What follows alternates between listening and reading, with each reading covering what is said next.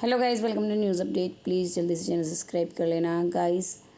पारस और रश्मि देसाई ने मिलकर किया शहनाज गिल को टारगेट। जी हाँ, तो बताते हैं पूरी बात। प्लीज़ पूरा वीडियो देखिएगा। बात पारस के शो की ही हो रही है, आबरा कटाबरा पारस छापड़ा। जी हाँ, वो उनका ब्रॉडकास्ट चैनल है।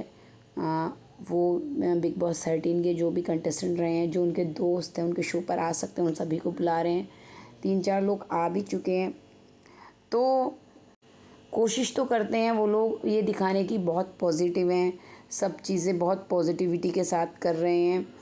और सिद्धार्थ की भी बातें होती हैं। सिद्धार्थ की बातें मैं पहले भी वीडियोस में कह चुकी हूँ कि मतलब अच्छा लगता है, कोई भी कंटेस्टेंट अच्छे से बात कर रहा है, ठीक है, उसे पॉजिटिव तरीके से ही लेंगे, किसी को नहीं, मतलब सबका हक है।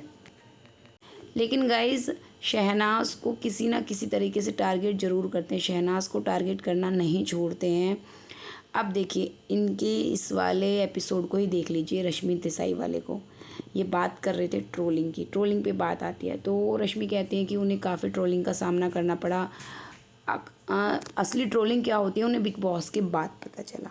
ठीक है, पारस छाबड़ा भी कहते हैं ट्रोलिंग को लेकर कि भाई मैं तो 2-4 की कंप्लेंट कर दूँ तो पता चल जाए, और शायद इन्होंने की भी हो। ठीक है, बिल्कुल आप लोगों का बिल्कुल हक है कि भाई आप जिस तरह से ट्रोलिंग का सामना करते हैं गलत है, लेकिन आप भी तो यहाँ पर किसी को फिर ट्रोल ही कर रहे हैं कह के इस तरीके से। क्योंकि उसके बाद पारस छाबड़ा कहते हैं कि देखिए, एक्चुअल में जो लोग ऑडियंस होती है, देखती है, उनके पास इतना टाइम नहीं होता कि अगर वो ना भी पसंद करते हो हमें, कि वो आके यहाँ कमेंट करें और नेगेटिव कमेंट करें, इस तरह से लिखें। जैसे रश्मि देसाई बता रही होती है कि उनकी फैमिली को टारगेट किया गया जब उन्होंने बोला। ठीक है, तो यहाँ पे पारस छाबड़ा कहते हैं इस तरह की खबर आई थी कि एक हमारे इस सीज़न का बंदा या बंदी है जो पीआर के थ्रू ट्रोलिंग करवा रही है, मतलब करवा रही है सबकी। तो पारस ने ये बोला।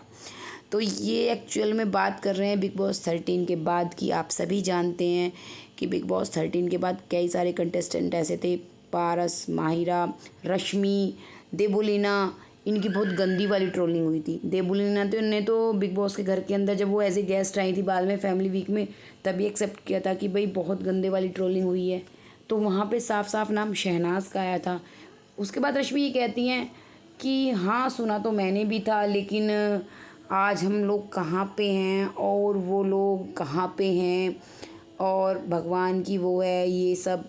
तो भाई सिरनाज फैंस, शहनाज के फैंस करते थे इन लोगों को ट्रोल, लेकिन ऐसा नहीं है कि ये कुछ नहीं बोलते थे, ये जानबूझकर शहनाज को तब टारगेट करते थे।